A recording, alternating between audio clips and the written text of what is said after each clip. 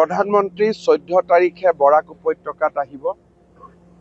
পাঞ্চগ্ৰামৰ পৰা গুৱাহাটীলৈ বৰাপানী হৈ গুৱাহাটীলৈ যিটো এক্সপ্ৰেছ হাইৱে বনিব 4.5 ঘণ্টাত আমি গুৱাহাটী গৈ পাম। সেই প্ৰকল্পটো তেওঁ আধাৰশিলা স্থাপন কৰিব।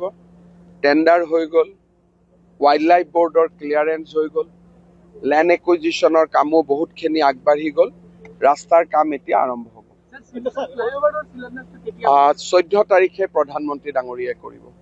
শিলচৰ ফ্লাইঅভাৰৰো কৰিব আৰু এক্সপ্ৰেছ কৰিডৰৰো কৰিব। এয়াৰপৰ্টৰ এনভাইৰনমেণ্টেল ক্লিয়াৰেন্স যোৱাকালি আমি পাইছোঁ। এতিয়া হাতত সময় কম আছে। এনভাইৰনমেণ্টেল ক্লিয়াৰেন্স লোৱাৰ পিছত কেবিনেটলৈকে যাব লাগিব। আমি পুৰা এফৰ্ট লগাম।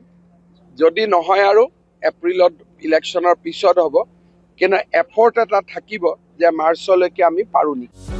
যিকোনো খবৰৰ বাবে যোগাযোগ কৰক আমাৰ এই নম্বৰত 9181 307 2221।